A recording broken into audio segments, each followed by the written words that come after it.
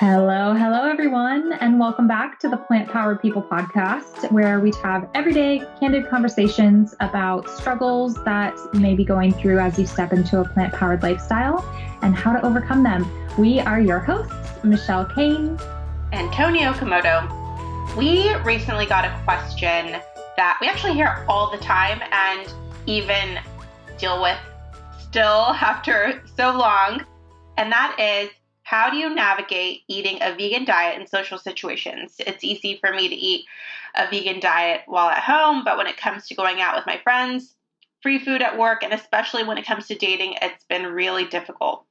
And we totally understand that struggle and want to address it in this episode. Yeah, even in these times of the age of pandemic where we are social distancing, staying home when we can, and not being in nearly as many social situations as we have in the past, we still got this question during this time and is still something that comes up. So we want to address it. And then this will also be a resource that will be helpful for hopefully years to come going forward as we're able to return to normal life, able to gather and have more social interactions. But we're just going to jump in, starting with one of the most common questions was eating out with friends. How does one go about that when you're vegan or plant-based and worry that you're going to be inconveniencing your friends? Maybe there's nothing that you'll be able to order on the menu. You just feel a little bit nervous or self-conscious. What if you're too shy to ask for help from your waiter? Anything like that. So, Toni, what are your tips? First, I like to take control of the situation. Partly because that's just my personality, but also because it really allows you to end up at a place that is going to be vegan friendly. And when I take control of the situation, I kind of first ask what the group is feeling so that I do include what they want and I'm not taking them to this raw foods place that no one is going to want to eat. And then from there, I will do a little bit of research, call around, and just make sure that the vegans of the group or myself will be accommodated. Yeah, I think that's a really good tip. And I come from the opposite end of the spectrum where that is not my natural personality. I hate inconveniencing anyone or feeling like I'm making a decision for people. It just makes me so uncomfortable, but it's something that I've learned over the years not only to get better at and feel more confident in, but it also is such a gift that you're able to give the group. Like, how many times have you been in a situation where like, where do you guys want to go eat? I don't know. You choose. Like, it's just the decision fatigue is real in group situations where no one wants to step up and coordinate and figure out where to go, how to get there. So if you're able to take that role, the leadership role in a group or a work group or whatever, that it can really benefit everyone and is such a gift to be able to give people. And it does allow you to avoid the common struggles that we're about to go into. Okay, if you do take control or you're in a group situation and you're able to like give some say about where you want to go, Toni, what are your suggestions for what types of restaurants are generally more vegan friendly? I like different types of international cuisines. So my go-tos are Thai food or Indian food. Ethiopian is really delicious. Having a good grasp on restaurants that have vegetarian rice and beans that are here in Sacramento. There are a lot of Mexican restaurants, for example. Knowing which ones have vegetarian rice and beans are always a go-to for me. Oh, and of course, ramen. Michelle? Yes, soup, always soup. Ramen is a little hard to navigate vegan, but if you do know of a place or if you go on Yelp or Happy Cow and see if there's a friendly ramen place nearby and it's a chilly winter month, oh, so good. Or hot summer day. The beauty of going to ramen in the summer is you don't have to wait 5 hours in line. Like we can sit right down and get served right away. That's our favorite place. If you didn't know, we love ramen. Yeah, there's a place called Shoki Ramen House if anyone ever visits Sacramento, and it is delightful. But again, that is not a vegan ramen house by any means. It's just a regular ramen house with vegan options on the menu. So look for, I highly recommend using apps like Happy Cow or Yelp and just searching for vegan. on those apps in your area, and you'll find lots of not only specifically vegan, because a lot of times if you want to go to a vegan only restaurant, the group will kind of feel like, oh God, we're going here just for you.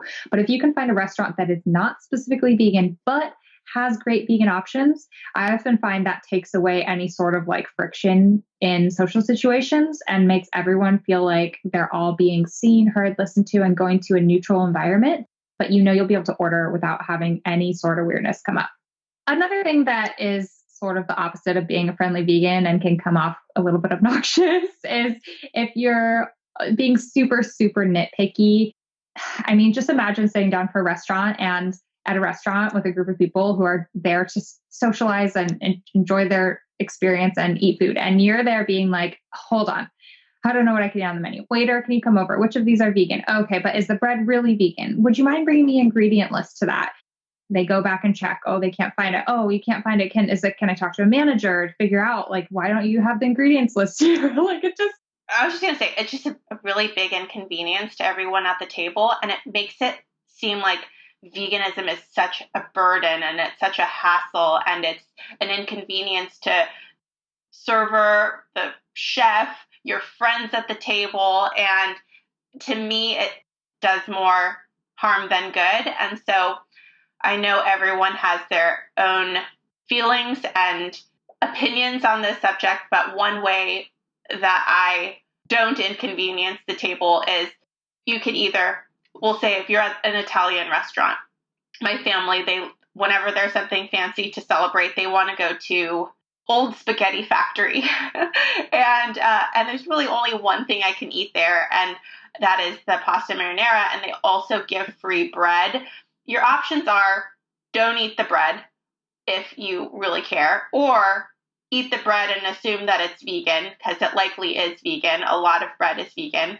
But I do not recommend making the poor server do all the extra work and find the ingredients list for you and to inconvenience the table. I agree with that wholeheartedly. Please don't do that. And if you are someone who's like, I want to know if that bread is vegan, I mean, I'd be coming to this restaurant regularly with my family, and I'd hate to not be eating it if it is vegan. You can do that outside of this whole situation. Look online, call ahead, call afterwards, and have those conversations in private where, you're not inconveniencing anyone else. I think being sensitive to others, and if your mission is to create a kinder world and reduce suffering, ultimately, if you eat some bread that has a teensy bit of dairy in it or butter in it, it's not really going to make a difference in the grand scheme of things. But if you come out as making vegan look impossible, really frustrating, hard, and obnoxious, then all of the people around you witnessing this are going to be turned off from a plant-based lifestyle forever, potentially. And that can do a lot of harm. That is going to set a lot of people back. I want to make 2 notes about that. If you're going to call as someone who has worked in restaurants, please call off the main hour. So call at 3 p.m. so that you're not calling at another inconvenient time for people who are working in the restaurant. And then I want to stress that we all have our own comfort levels. And if you don't want to eat the bread, you don't have to eat the bread. And for myself, there are things like bread or tortillas that I don't personally care about the tiny amounts of ingredients that are in there, but I do have hard rules about not eating something that obviously has a lot of dairy on it or meat or things like that. So we're not saying do something that makes you feel uncomfortable, but you'll just have to figure out what your own comfort levels are and how to navigate that in your own life. Yes, 100%. We talk a lot on this podcast episode about the idea of being a perfect vegan and how A, there is no such thing. B, it's really harmful to put those kinds of expectations on yourself or anybody else. Be kind to yourself, be gentle with yourself. We're doing the best that we can. And remember that those really minute things, it's mostly a personal preference, especially like, hey, are you sauteing this on a pan that also has cooked meat in the past or that has meat on the side of it? That's ultimately not going to make any impact on animals. Or the environment. So if you're doing it for animals or really your health. So if you're doing this for any of the reasons, it might give you the EBGBs, which that's a personal thing, but ultimately if it's not giving you the EBGBs, I encourage you not to make a huge, huge deal about it. To recap that section, take control in advance if possible, advocate for a vegan-friendly place if you can. Different cultural restaurants are really, really great. They often have lots of vegan-friendly options. If you can't have any say, do the research, call ahead, find out what you can eat there. If you won't be able to eat much there, you can always eat in advance. And then don't be the obnoxious vegan. Thanks, guys. Okay, so what about food at work? I know that that's free tough. Food at work. Yeah, free food at work. I know that there are people who have an occasional catering at lunch. So I was a nanny when I became vegan, and I was vegetarian, and they knew that, and they accommodated me with a free vegetarian meal. But when I became vegan, I was so worried that I was going to inconvenience them or make them feel bad if they cooked me something that was specifically vegetarian, even though they weren't vegetarians. And so it just made me feel really uncomfortable to speak up for myself. So in my own head, and I've talked about this before, I transitioned pretty slowly. When I finally decided to cut the cheese, I said, I'm going to cut the cheese at home when I'm buying, but when I'm at work, I'm not really in the position to turn down free food. So I'm going to eat what they give me. And that worked for me until I was comfortable enough to say, hey, by the way, I am pretty serious about vegan lifestyle, and I just wanted to let you know. And it doesn't have to be as formal as that. It can be something that is casually thrown in there, but I gave myself the opportunity and the time to become comfortable with my lifestyle change and then to advocate for myself. Yeah, I think that's a great example, and everyone can find their own comfort level in speaking up about those things at their workplace. And depending on the size, scale, type of work environment you're in, you may have zero control, even if you do speak up about what food is going to be served. But if you never tell anyone in your workplace that you're vegan and they have no idea, then anytime food is served, if there's no other vegans around, that will be zero consideration in their minds when they source food. If you just casually work it into conversation somehow, somewhere, so that in people's mind, they know part of your identity is vegan, a lot of people try to be conscientious of others, especially when they're doing nice things like getting food for a group. And like my husband at his work, everyone knows he's vegan. He's not an activist or an advocate or he just happens to be vegan. Everyone knows that. And it's really sweet when they have like a celebration, especially that involves him. They get like vegan cupcakes from this local bakery, and they just like put in that little bit of extra effort. And it feels so good because it's not only harmful to you if someone brings you food that you can't eat, obviously you're like, dang, I wish I could eat that, but I can't. But it's actually like creates a super awkward situation for them who's trying to do something nice for you and for the office group. And if they see someone not eating, as a host and a giver, it feels a little bit bad. So anything that you can do to sort of like preemptively avoid those situations by just showing who you are, saying who you are, just speaking up a little bit more in advance, I think that can prevent a lot of uncomfortable situations.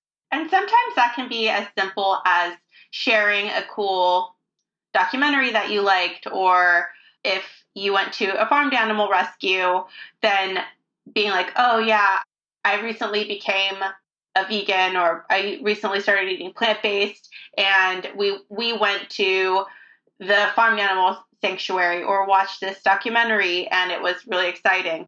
So it doesn't have to be, hello, my name is Toni and I'm a vegan. It can just be in passing. Yep. Another great way to do it is to bring some treats to share with your office.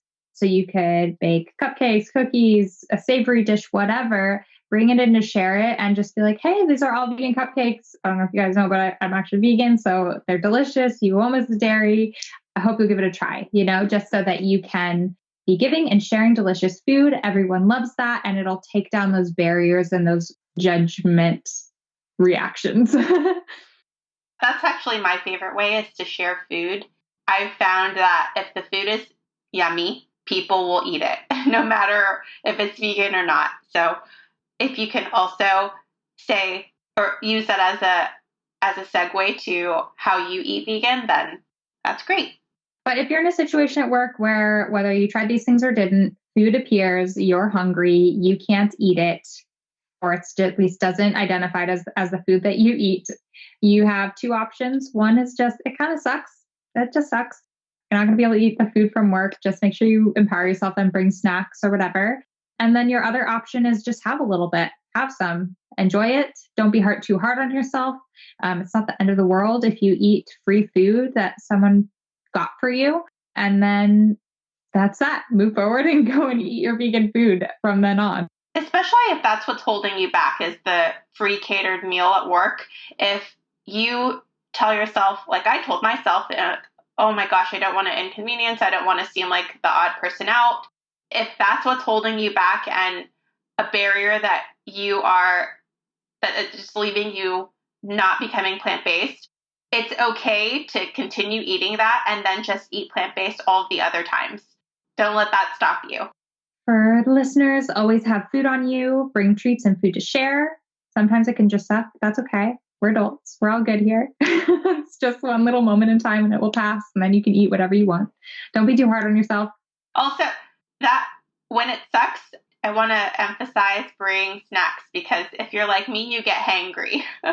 So bring snacks. Yeah, especially if you know someone's going to be bringing food to share and you're not going to be able to participate, you can totally avoid that hunger-based frustration by just preparing a little bit. Yeah, and don't be too hard on yourself. Okay, next topic, dating. It has been a hot second. I have been married for almost 5 years and in a relationship for more than 10 years, but I still very clearly remember the struggles of dating when you're vegan. Before Dan, my husband, I dated someone who was not vegan. And at the time I was vegetarian. I had been vegetarian since I was 8 years old, as you know, if you listen to this podcast. But I went vegan in the middle of a relationship.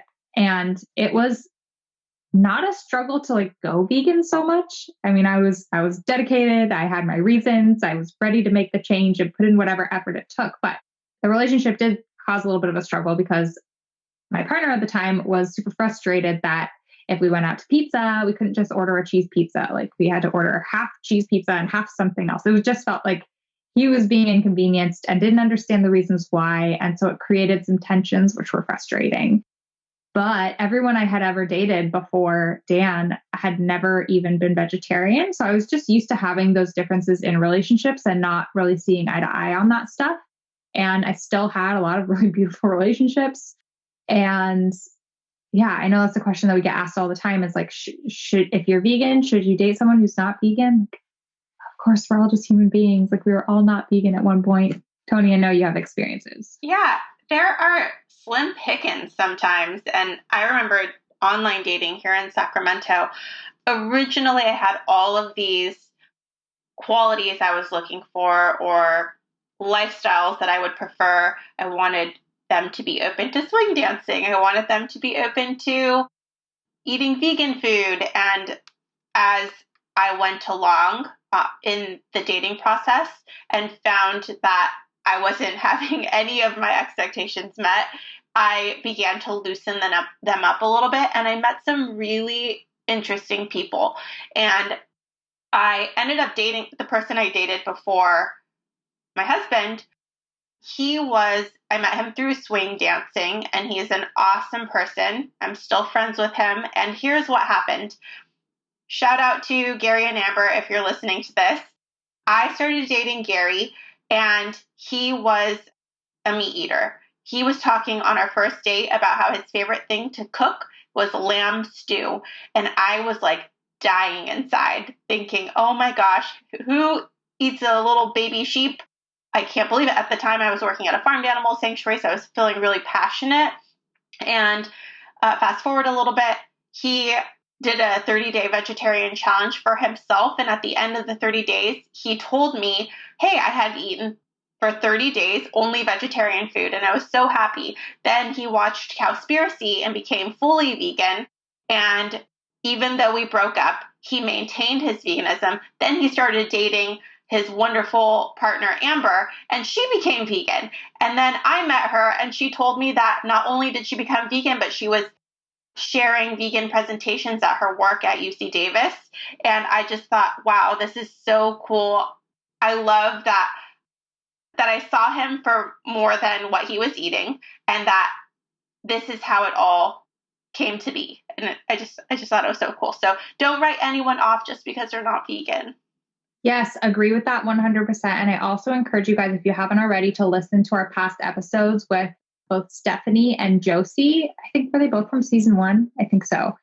From our podcast over at plantpoweredpodcast.com. You can find those episodes, and they are both in marriages with non-vegan partners, and they have beautiful, loving, amazing marriages with families, and they talk about how they navigate that. So one of the things is, if you're going to step into a relationship with someone who isn't vegan, you kind of have to do it without holding a forever expectation over them to do what Tony's boyfriend did and go vegan. Otherwise, it's going to be really like pressury, unpleasant, weird situation. You kind of just have to release that expectation on other people and let them find it themselves.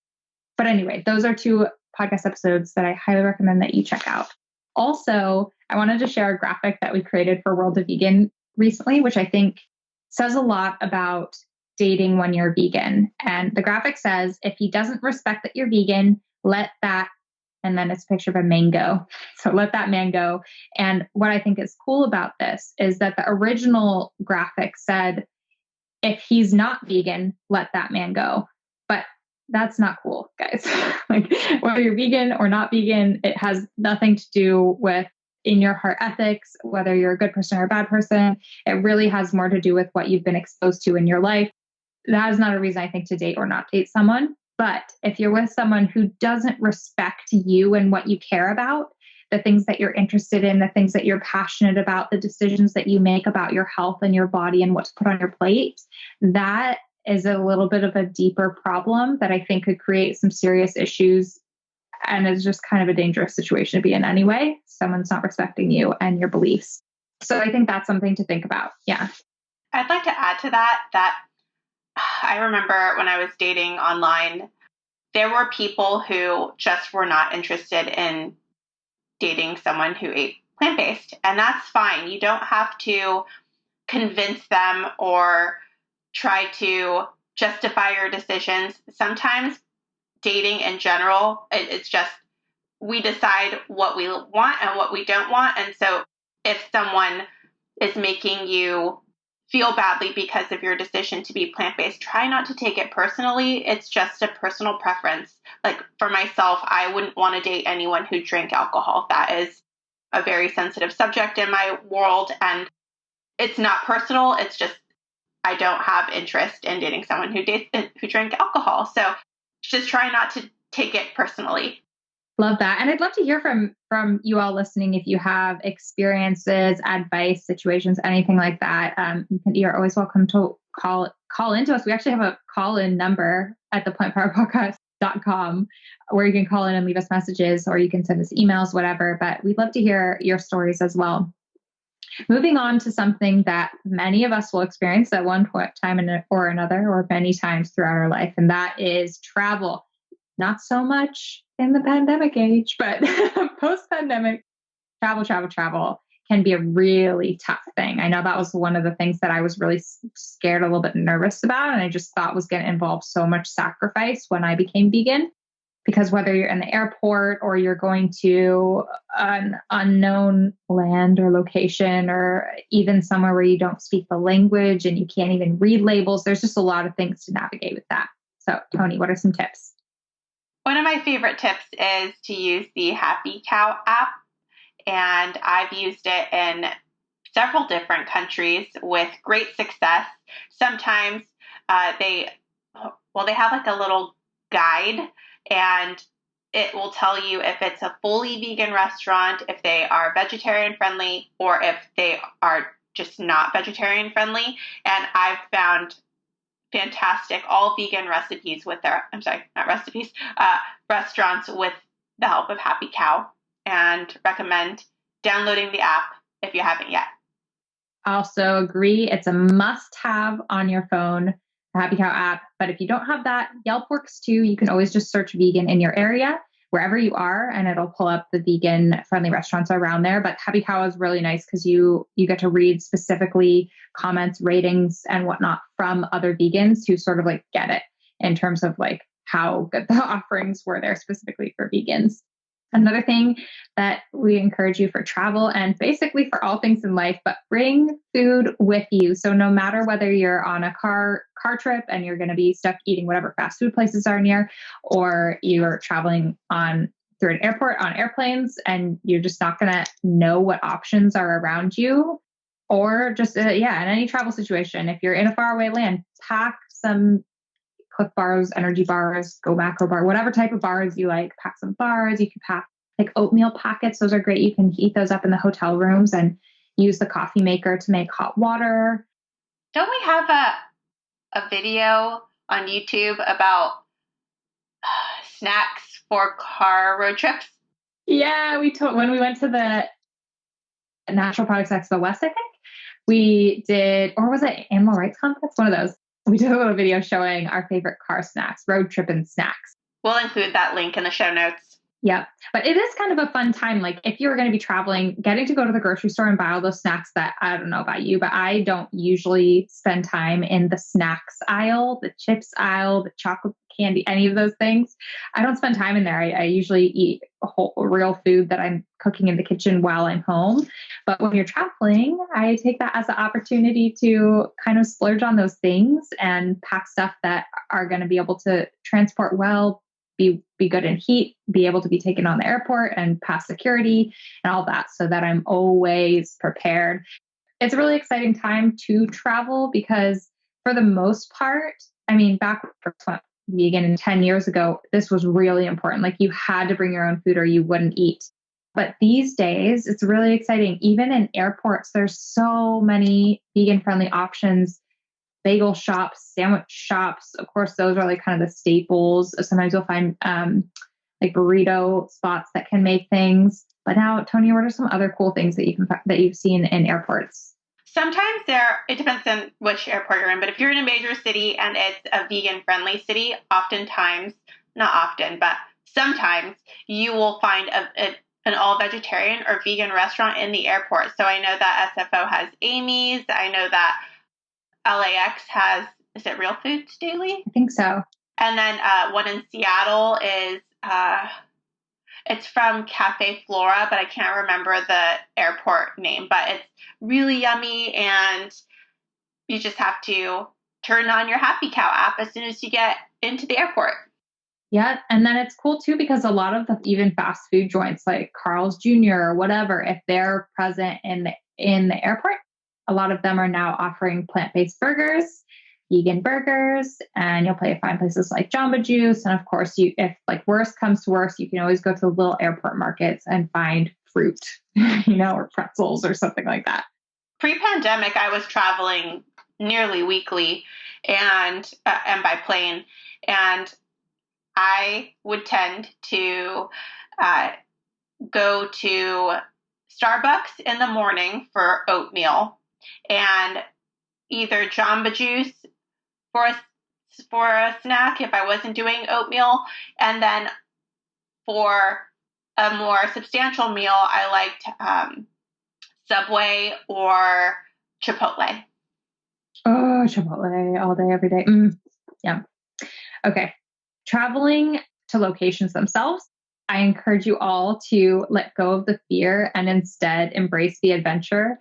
It is actually a really exciting time to be discovering what local spots have in different areas that are vegan. And a lot of times you will be blown away by all the little mom and pop or smaller brand new vegan places that are opening up. I know a few years ago, I went to Spain with my mom, and I just thought of it as it's my mom's trip. I didn't think at all about food. I just thought, okay, I'll just whatever she wants to eat, wherever she wants to go, I'm just going to be there by her side. This is her trip. So I did not expect to go looking out and seeking out vegan options. And I was blown away. We'd be walking down the street and I'd see a big sign that said like vegan, blah, blah, blah, blah, blah. There were like probably 20 vegan restaurants that we passed, or like little markets or cafes.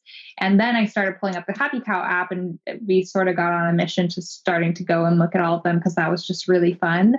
But the cool thing is, at the time, this was a few years ago, almost all of those places had opened within the past 2, 3, 4, 5 years. And so prior to that, it was really hard to travel to Spain and have a really epic culinary experience. But now it's so fun to travel as a vegan. And it's like that not only in Spain, but in Germany and Japan, and literally pick any country, pick any city almost. And it's a really cool time to travel and see what's going on around the world. Even here, when my husband and I drove throughout the South, I thought that it would be really difficult, but there were so many cool, locally owned restaurants that were all vegan or really vegan friendly. I know that there was one in Jackson, Mississippi that was, I think it's called Cool Owls. If you know of it, you can let me know. I guess you already know. It's so good. It was once, I think maybe a barbecue spot that the family who owned it started eating more vegetarian and then vegan. And so they started working with the people who have the herbivorous butcher and then created these really fantastic burgers and sandwiches with the herbivorous butcher deli meats and cheeses. And whoa, what a pleasant surprise in Jackson, Mississippi. That's so cool. It's interesting. My experience now in traveling is the opposite of what it was 10 years ago. It's actually a challenge to try and be able to visit all the places that I want to visit. So if you're going to a new city, especially if you're traveling somewhere like Portland or New York City or somewhere that's just busting with vegan options, do research in advance and almost prioritize the ones that are the most important to you that you want to visit. LA, like Bay Area, any of these places, like you're really going to have to prioritize because there's not time to hit them all in a week. It's crazy. Like Tony and I would travel and be like, okay, we're going to have like early morning breakfast and then mid-morning breakfast and then lunchtime snack and then lunch and then post lunch and then dinner and then like an evening dinner, just so that we can fit in all these awesome places we wanted to visit when we were traveling. Yeah, there was a point where we were even sharing meals so that we could only eat a little, we could order one plate at one place so that we could go to the next place and get another meal. Yeah. Yep. Absolutely. Cool. So that's travel. Bring food with you, use the Happy Cow or Yelp app, make it an exciting adventure. And then, check out the growing options and airports and beyond. Worst case, it's always fruit. It's always fruit. Let's talk about birthdays and celebrations. So someone's having a party, celebrating their birthday. You're invited. You head on over. They pull out the cake and ice cream. Everyone's singing happy birthday. They cut pieces for everyone. And Toni, they're handing you a plate of this birthday cake celebrating your friend. What do you do? I personally would say, no, thank you, and continue passing the plate along. But if someone were vegan and wanted to eat it, I would not judge them. Agreed. I feel the same. And I think most vegans that I know who are adults feel very comfortable just passing on the cake. If it's a huge deal, sometimes maybe they'll be like, okay, I'm going to have a cake at home later, or I'm going to go bring something for myself. But usually it's like, just pass on the cake. No big deal at all. But it gets a little more tricky when we're talking about kids or parents who have kids. Now that I'm entering that stage of life where I have a little one, I know that birthday parties get a lot harder with kids because kids are going to want to eat the cake. They're going to want to eat the cake that everyone else is eating. So there's lots of tips that plant-powered parents have shared over the years. Bring something that your kid can eat, bring your kid's favorite thing. So they're always empowered with that. Or I also know vegan parents who say, I even have an article on World of Vegan that I let my kid eat non-vegan birthday cake. And here's why. And before you start judging and going wild on this poor mama who's just living her life, trying to do the best that she can, I encourage you to read that article. It's really good, thought-provoking. There's also another one that's we raise our kids 99% vegan, and here's why. Ultimately, 99% vegan or 100% vegan, it's not really going to make a difference. And actually, you could probably make a much bigger difference if you just give life a tiny bit more flexibility. But yeah, you can always just bring your own, similar to if you're eating at work and you don't want to be left out. if you're hosting the party, again, that's why I love to be in control. I'm like, oh, it's your birthday. Let me host you a party. I was actually, when my husband and I were searching for a home, it was one of the things that we really wanted to do here is gather and share food with our friends, most of whom are not vegetarian. And all of the food at our house is always vegan. And a cake that has been fantastic always is the Whole Foods chocolate cake that you can call ahead and have them write something really nice on it. So I found that out when I was planning his 40th birthday, and I called him. I was like, will you please write happy 40th birthday? And since then, I've purchased it so many times for all kinds of celebrations, and no one even thinks twice about it being vegan. That's a really great point. And I love that bringing your own treats or bringing a birthday cake for someone's awesome. You can also look for bakeries in your area that have vegan options. A lot of them will be able to make vegan cakes, which is amazing. I have a recipe for vegan birthday cake on World of Vegan. So just search cake on there. I make that for people all the time. No one's really going to turn down you home making them a cake too. So you can always bring them an extra cake to their party. And yeah, it's a great time to support the especially smaller makers who are baking and could use the support. Oh, even there's some shops online that can make vegan birthday cakes and ship them, which is really exciting. I just tried something from one of those shops. I can't remember the name, but I'll try and remember and drop it in the show notes. But yeah, you have lots of options on that front. Moving on. Holidays. We have talked about holidays in depth before, so we're not going to go too deep into this in this episode, but we encourage you to check out the episodes Surviving the Holidays. That's a past Plant Powered People podcast episode. And then also Conquering Holiday Convos. If you're worried about having conversations with people or just any awkward situations over the holidays, that episode with Chris Friedrich is a really, really good one. So we encourage you to listen to that. Also, we created the Friendly Vegan Cookbook in large part to be able to empower you all to create delicious food that you can share. And we have a lot of holiday friendly recipes in there: green bean casserole and mac and cheese and stuffed shells and all sorts of stuff, gravy, mashed potatoes, all those holiday favorites. So I encourage you to get that book if it's not already on your bookshelf. It's awesome. We're so proud of it. We love our cookbook, the Friendly Vegan Cookbook. We'll include a link to that in the show notes. And then the same tips sort of apply here. Bring your own dish to share. That's like number one. Just bring your own dish to share and you'll always have something to eat. You can let your host know in advance, especially if it's a smaller gathering, letting them know that you just heads up, you're vegan. If you feel comfortable with that, you can go Toni style, host it yourself, have everyone over to your place. And even like, it's not like you have to cook everything from scratch yourself. You could host a potluck and have people bring whatever. That's what we do. Yeah. Worst case scenario, if you feel worried that you may not have anything to eat there, eat beforehand. And not even worst case scenario, I'd say I do this often. If I'm going to someone's house, I don't really want to like inconvenience them or ask them or call ahead or even make a dish to share, but I just want to be able to enjoy the social experience and not have to worry about food. I'll just make sure I don't show up hungry. I eat beforehand. And then it's like, oh my God, if there happens to be something to eat, it's a little extra perk. But if not, no sweat off anyone's back. No big deal. No one will even notice you're not eating, possibly, depending on the type of gathering, and you'll be feeling fine.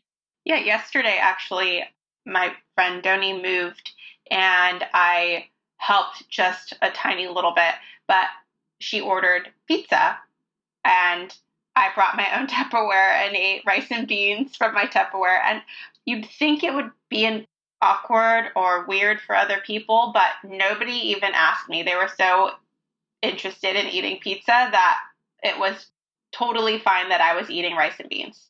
And even if someone like I have the uncle, hey, Uncle Barry, who will always be like, Michelle, you can't just make an exception for this one meal. Like you have to be the one eating your weird food off to the side. And yeah, that it's just, as vegan people, we just have to grow a backbone and we have to just shake that stuff off. No big deal. Yeah, I'm eating my food. Next, we're going to talk about food as gifts. This, for Toni and I, has been one of the lingering, still 10 years into our vegan life, struggles that we still experience. And it is challenging. We'll just say that. Toni, I know you have a lot of stories. Can you share some? I've shared a couple in the past about how I have just eaten it, especially in my early vegan days, depending on what it was. I know I shared when we were talking to Josie about how I had just turned vegan and my aunt made me these vegetarian Mexican meatballs.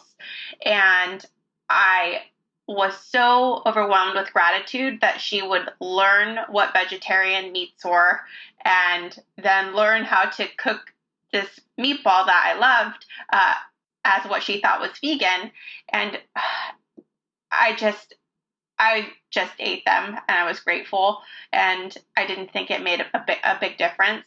But I felt differently at that time because I had just turned vegan, but I've now been vegan for 13 years, and a similar situation happened to me very recently. And I remember calling Michelle immediately while I'm currently experiencing. I was like in the moment.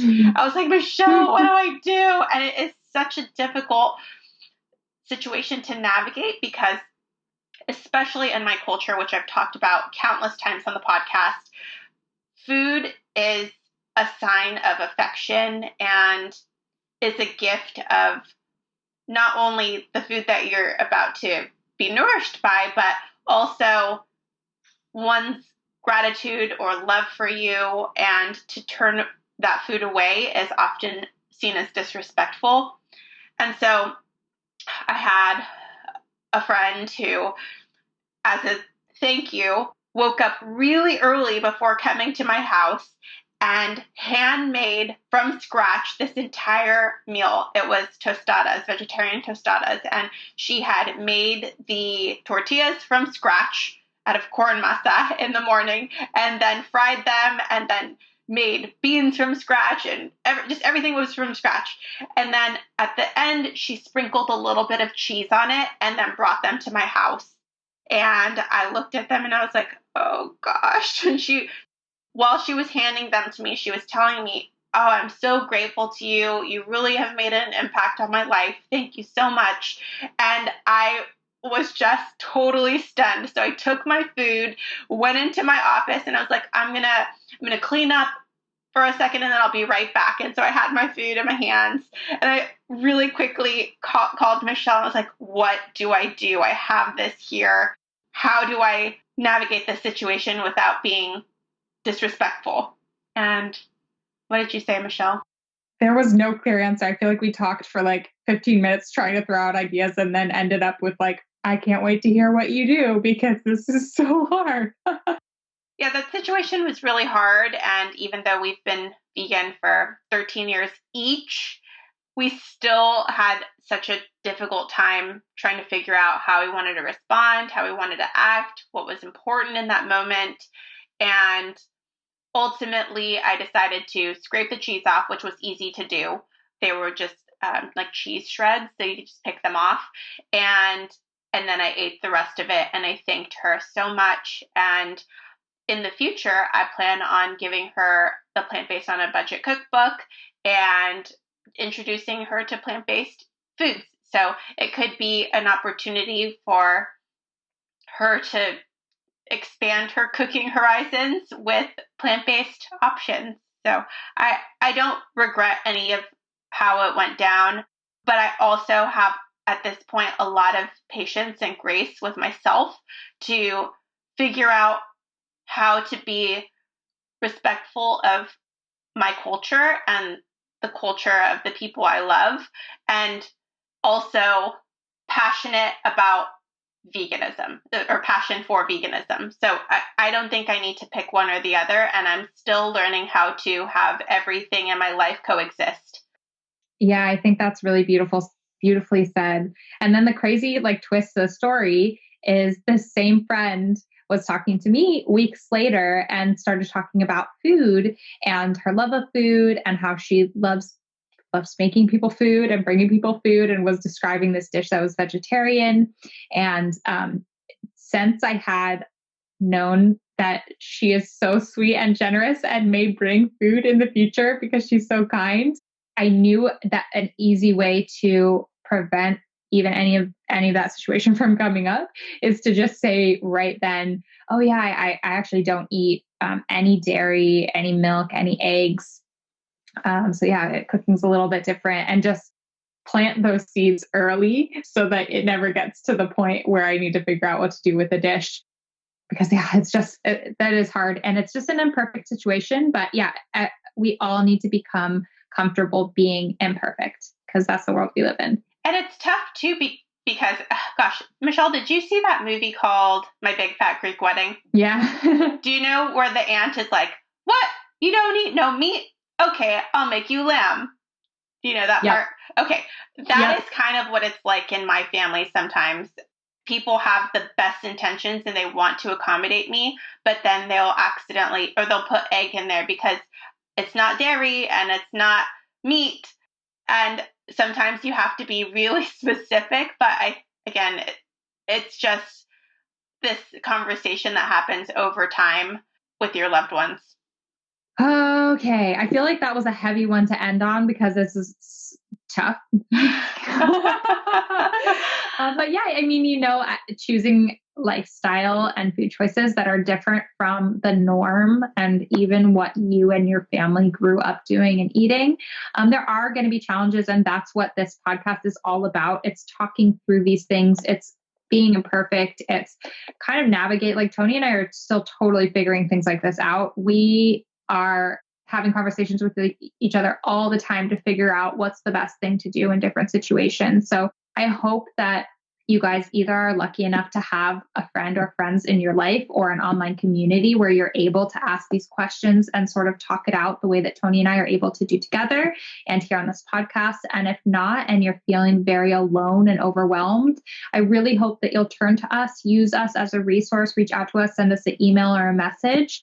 And I hope that we can support you in these harder decisions and harder struggles of being plant-based. And know that every year that goes by, it's going to get easier and easier and easier. You're going to get more confident, more comfortable having conversations, navigating situations, realizing that nothing is such a big deal. Like if you do one thing or the other thing, or you feel awkward, or you say something that feels a little abrupt to someone, whatever, you can just shake it off. It's not a big deal. We're all human, just navigating this crazy world together. Yes. And all of these things that we've talked about, it's really easy to make a mistake on accident or on purpose, but don't give up plant-based or write it off completely because you decided to eat the cake or eat the free meal at work. It doesn't have to be all or nothing. It can be this long journey where you decide what's comfortable for yourself and where you incorporate more and more and more and more plant-based dishes into your lifestyle. So please don't give up just because there's this one part of your life that doesn't agree with total veganism.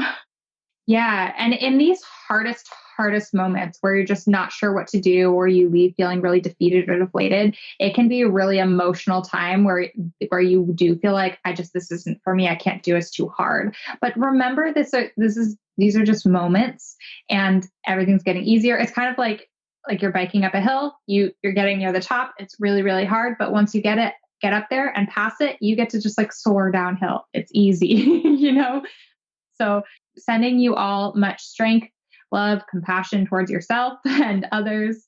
And try as much as you can to just enjoy the journey. Yes. And one last thing, I was recently rereading something that I had written in the Friendly Vegan Cookbook.